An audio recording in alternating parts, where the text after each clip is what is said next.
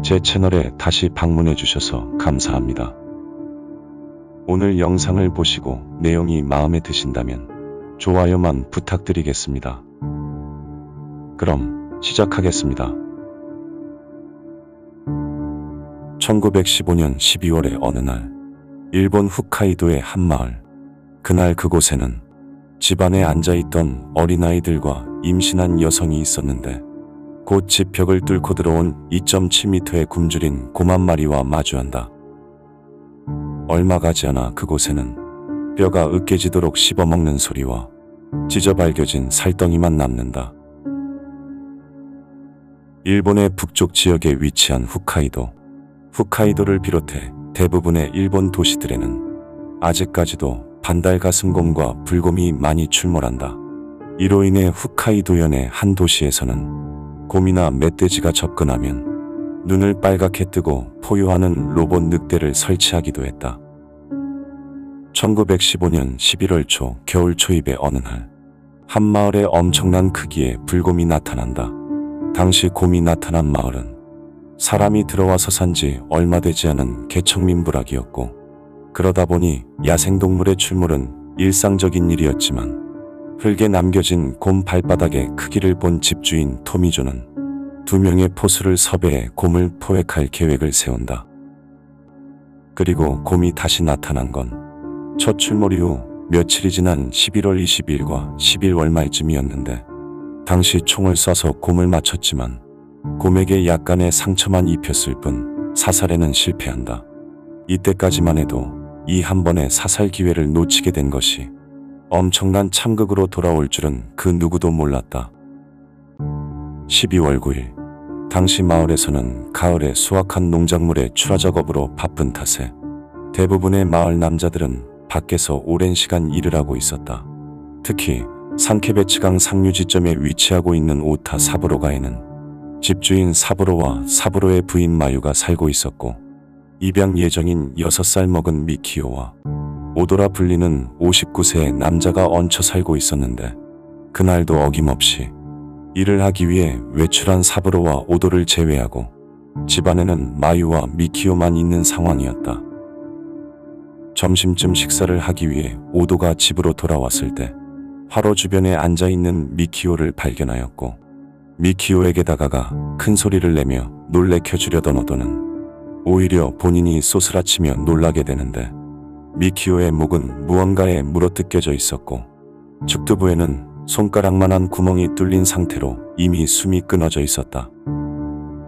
엄청난 공포심을 느낀 오도는 마유를 부르며 소리쳐봤지만 그녀의 인기척은 느껴지지 않았고, 거실 쪽에서 나는 불쾌한 냄새와 창틀에 껴있는 수십 개의 머리카락을 발견한다. 오도는 곧장 사람들에게 이 사실을 알렸고, 사부로가에 몰려든 사람들은 집안 곳곳을 살펴보던 중 곰의 만행이라는 걸 깨닫게 된다. 당시 거실에는 피가 묻은 도끼가 있었고, 곰의 발자국은 방 구석 쪽으로 향하고 있었는데, 그곳에는 낭자한 많은 양의 혈흔이 있었다. 아마 마유는 할 수 있는 한 최대한의 저항을 하며 몸부림치다 곰의 공격을 받았고, 이후에 곰이 그녀를 끌고 창틀로 나간 것으로 추정된다. 그리고 마유가 곰에게 습격을 당했을 무렵 마을 사람 중 한 명이 사부로가 앞을 지나고 있었는데, 그는 집에서부터 숲속 방향으로 무언가 땅을 쓸며 끌려간 흔적을 보았지만, 당시에는 사냥이 자연스러운 일이었기에 사냥감의 흔적이라 생각하고 대수롭지 않게 넘겼다고 한다. 사건 당일 당장 수색대를 소집해 곰을 추격하려 했지만, 사건 현장을 수습하고 나니 곧 날이 어둑어둑해질 시간이었고, 다음 날을 기약하며 사건 현장에서 500m 정도 떨어진 야스타로의 집에 모두 모여 회의한다.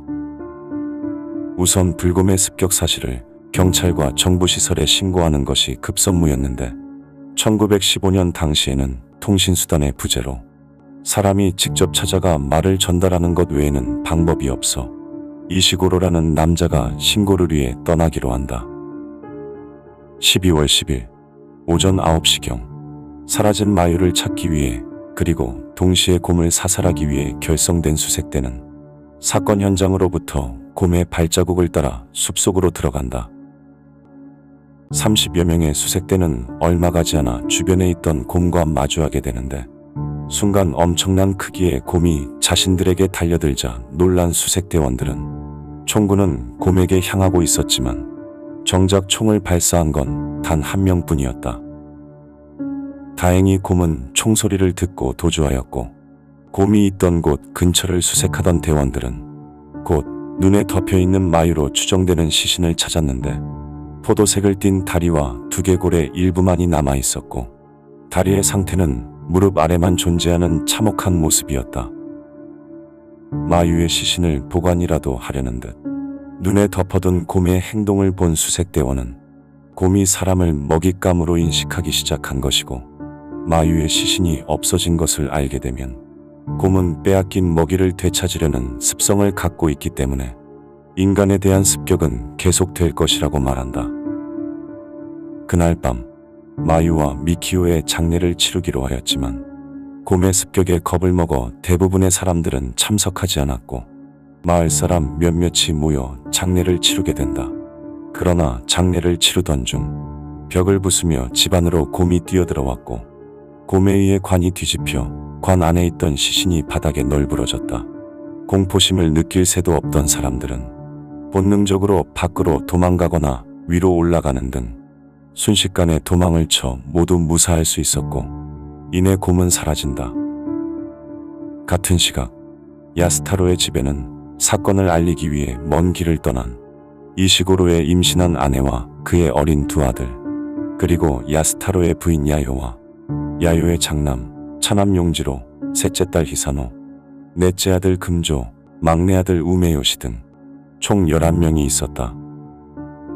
사냥에 능하고 영악한 곰은 장례 현장에서 난동을 피운 뒤 혼란을 틈타 곧장 야스타로의 집을 습격하는데 당시 곰의 습격을 대비해 집안에 남아있던 남자들이 장례식장에 나타난 곰의 소식을 듣고 자리를 비운 상황이었다. 밤 8시 50분경 엄청난 포효 소리와 함께 야스타로의 집에 곰이 침입하였고 막내 아들 우메요시를 등에 업은 상태로 밥을 준비하고 있던 야요는 집 밖으로 도망치려 하였지만 곧 곰이 달려들어 등에 엎여있던 막내 아들 우메요시를 물어뜯었고 야요 또한 머리를 물어뜯긴다. 그 순간 집안에 남아있던 오도가 재빨리 도망치려 하자 곰은 야요를 놔주고 오도에게 달려가 그의 허리를 물어뜯어버렸고 다시 집 안으로 들어간 곰은 그곳에 있던 어린아이들을 물어뜯어 죽이기 시작한다.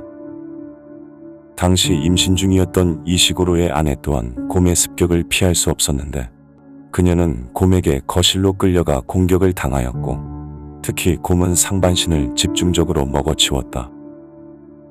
장례식장에 나타난 곰을 잡기 위해 길을 나섰던 남자들은 야스타로의 집에서 울려 퍼지는 비명소리에 다시 발길을 돌려서 돌아왔고 도망을 치고 있던 야요에게서 상황을 들은 남자들은 곰을 사살하기 위해 집 주변을 에워싼 상태로 곰을 기다린다. 이때 집 안으로부터 사람이 죽어가는 신음소리와 무언가를 씹거나 뼈가 으스러지는 소리가 들렸다. 이내 곰이 모습을 드러냈지만 이날도 그들은 곰을 놓쳐버리고 만다.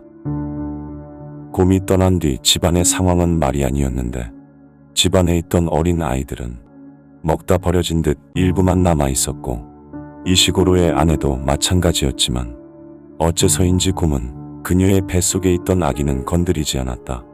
하지만 밖으로 강제로 빼내어진 아기 또한 얼마 뒤 숨을 거두고 만다.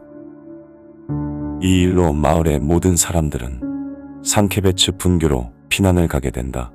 12월 12일 이시고로의 신고를 들은 홋카이도청 경찰은 토벌대를 결성할 것을 지시하였고 자신의 먹이를 되찾으려는 곰의 습성을 이용해 곰을 사살할 계획을 세운다.